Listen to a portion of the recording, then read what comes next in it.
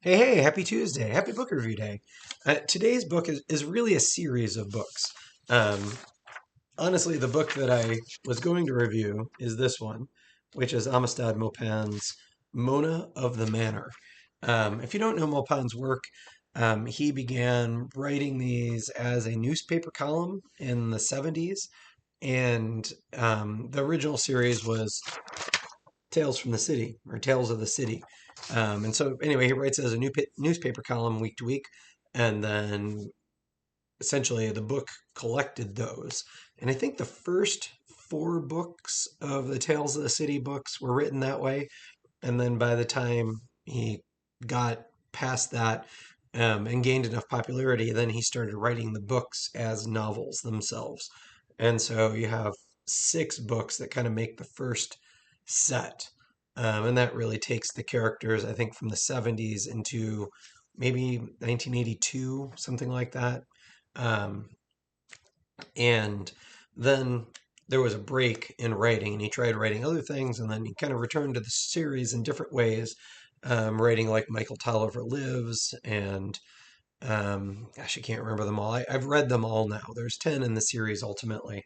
Mona of the Manor is the 10th and most recent. I think it just came out maybe earlier this year or last year. I don't remember.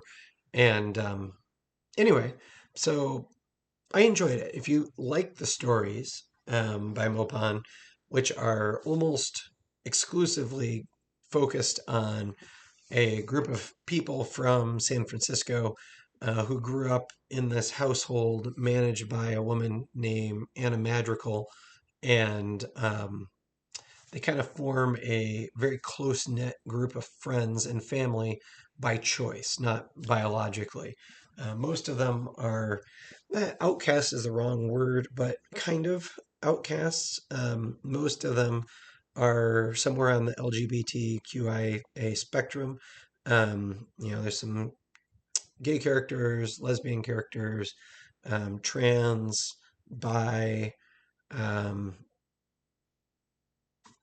and what attracted me originally to the Tales of the City books, where my wife actually read them in an anthropology class, and there they were taught the book as kind of a glimpse inside this subculture, this opportunity to really dig in and kind of investigate. And I'll say those first really, I mean, the first four books that are written in that newspaper format, I think, do a really good job of that.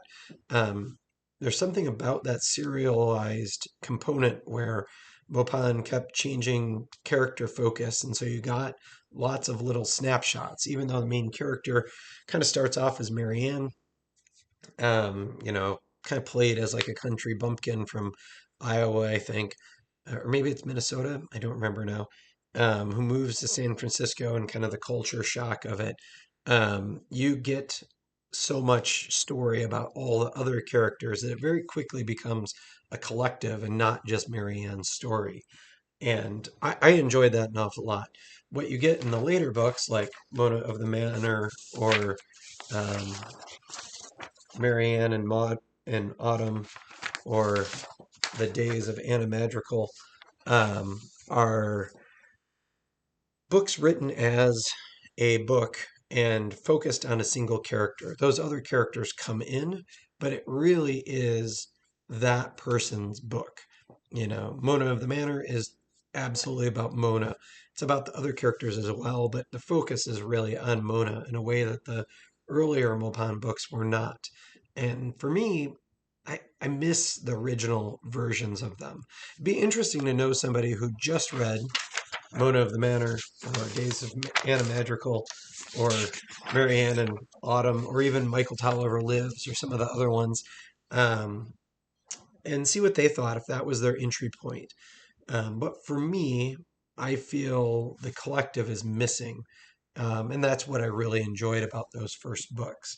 Um, in Mona of the Manor, I mean, the story really is Mona, who's the daughter of Anna Madrigal, who was the housekeeper, owner of property in San Francisco where everybody gathered. Now, Mona is in the UK, and she has inherited through some various ways a massive estate. And so she's kind of putting together her own cast of people staying with her and collecting kind of outcasts and people who don't fit in different ways. And towards the end, Michael Tolliver and Anna Madrigal come to visit her. And, there's lots of sub stories and things like that. But, it really is a story about acceptance and trying to find where you fit in the community or in a group of friends. Um, and yeah, so if you haven't read them, I would definitely recommend the books. I mean, I think they're really interesting. I would definitely start with Tales of the City, the first one. And if you like that, I would move forward and read the others. And then, know that those first six books were written as kind of a set. And then it kind of skips more gradually throughout there. And I'd be curious to see what you think for sure. So anyway, Armistead Maupin, that's what I read. What are you reading?